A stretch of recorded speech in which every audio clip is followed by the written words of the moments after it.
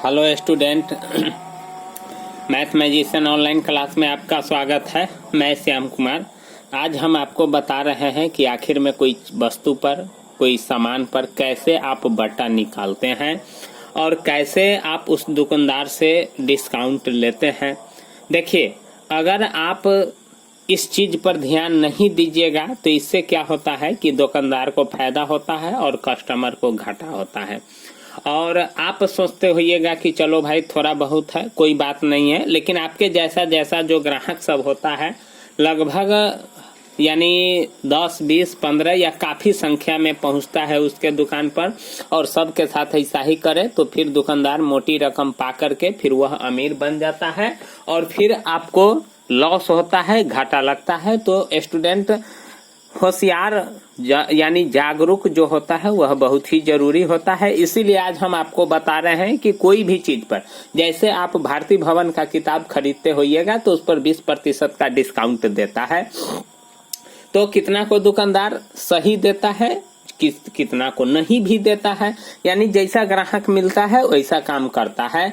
तो स्टूडेंट, आज हम आप लोगों को पूरा क्लियर कर देते हैं कि किस प्रकार से आप बट्टा करते हैं या कोई भी जो कंपनी वाला जो सामान सब होता है उस पर डिस्काउंट देती है कंपनी अपने तरफ से, तो फिर आप उस डिस्काउंट का, उस छूट का कैसे फायदा उठाइएगा, वही चीज हम आपको बता रहे हैं। इसीलिए वीडियो को जरूर देखिएगा और जरूर इसको समझिएगा। हम यहाँ कोई भी सामान होता है तो सामान के जगह पर मैंने पंखा लिया है। इस पंखा का सूची मूल्य 500 रुपया है और सूची मूल्य को ही अंकित मूल्य भी कहते हैं। कोई सामान पर दाम लिखा हुआ रहता है, प्राइस, अधिकतर सामान पर वैसे प्राइस लिखा हुआ रहता है। तो यहाँ भी कोई पंखा है, उसका प्राइस है 500 रुपया और उस पर 10% बट्टा उपलब्ध है। तो पंखा ग्राहक को कितने में मिलेगा? अगर मान लीजिए कि यही पंखा आप खरीदने जाइएगा और कंपनी 10% डिस्काउंट देता है तो फिर आपको कितना रुपया देना होगा? 500 देना होगा या 500 से कम देना होगा कि 500 से ज्यादा देना होगा? डिस्काउंट बट्टा का मतलब होता है कि जो सूची मूल्य रहता है, जो अंकित मूल्य रहता है, उसमें से कुछ ढौआ कम कर देगा और उसके बाद जितना यानी कितना कम करेगा तो जितना बट्टा रहेगा उतना कम कर देगा और फिर उतना में वह सामान आपको दे दिया जाएगा। तो देखिए किस प्रकार से हम बट्टा निकालते हैं। तो सबसे पहले हम लिख लेते हैं कि इसका अंकित मूल्य, क्या लिख लेते हैं? अंकित मूल्य। इसी को कहते हैं सूची मूल्य, यानी अंकित, इसी को कहते हैं सूची मूल्य। कितना दिया हुआ है? 500 रुपया दिया हुआ है, ठीक ना। और जो बट्टा है यानी डिस्काउंट जिसको बोलते हैं, बट्टा मेरा कितना दिया हुआ है? 10%। ये 10% का मतलब है कि सामान अगर 100 रुपया का होगा तो 10% बट्टा देगा तो वह आपको 90 रुपया में देगा। लेकिन यहाँ 500 रुपया है तो अगर 100 रुपया रहता तो सोझे आप 10 रुपया माइनस कर देते, 200 रहता तो 20 रुपया माइनस कर दीजिए, 300 रहेगा तो 30 रुपया माइनस कर दीजिए। तो मान लीजिए कि यह छोटा है, छोटा संख्या है तो चलिए आप आराम से निकाल लीजिएगा। लेकिन अगर इसी के जगह पर कोई बड़ा संख्या रहता तो फिर आपको बट्टा निकालने में परेशानी होता। तो ऐसा चीज समझिए जो बड़े से बड़े संख्या पर भी लागू हो जाए। तो आपको कुछ नहीं करना है, सिर्फ बट्टा की राशि निकालना है कि वह सामान, वह जो छूट है वह कितना होता है, यानी कितना रुपया वह छोड़ेगा। तो जितना रुपया प्राइस रहता है उसमें आप 10% से क्या कर दीजिएगा? गुना कर दीजिएगा। क्या कर दीजिएगा? 10%, यानी जितना बट्टा रहेगा उतना से उसमें क्या कर देंगे? गुना। और 10% का मतलब होता है 10/100, 20% का मतलब 20/100, 5% का मतलब 5/100, 25% का मतलब 25/100। तो जो दाम रहेगा, जो अंकित मूल्य रहेगा, उसमें जितना छूट रहेगा उससे हम गुना कर देंगे। तो 10% से गुना कर दिए तो एक टर्म हम आगे खींचेंगे तो प्रतिशत यानी 10%, 10/100। अब काटिए, एगो जीरो से एगो जीरो, एगो जीरो से एगो जीरो, यानी 50 रुपया आपको वह क्या कर देगा? छोड़ देगा। तो इसका मतलब है कि यानी 50 रुपया आपको छोड़ देगा। तो वह सामान, पंखा का जो मूल्य होगा डिस्काउंट के बाद पंखा का मूल्य कितना हो जाएगा? तो 500 में से 50 रुपया घट जाएगा, 500 में से 50 रुपया घट जाएगा तो कितना हो जाएगा? 450। कितना हो जाएगा? 450 रुपया में आपको वह पंखा दे देगा। तो इस प्रकार से हम प्रतिशत निकालते हैं, डिस्काउंट निकालते हैं। अगर मान के चलिए कि कोई बुक आप खरीदने जाते हैं, ठीक, उस किताब पर, जैसे भारती भवन का बुक आप खरीदने जाते हैं, अगर किसी बुक का दाम है, मान लीजिए कि हम आधुनिक हिंदी व्याकरण वासुदेव नंदन जी का है, आधुनिक हिंदी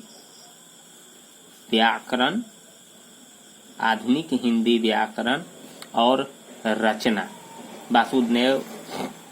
वासुदेव नंदन जी का लिखा हुआ है, भारती भवन प्रकाशक है इसका, वह छापता है और लिखा हुआ है वासुदेव नंदन प्रसाद।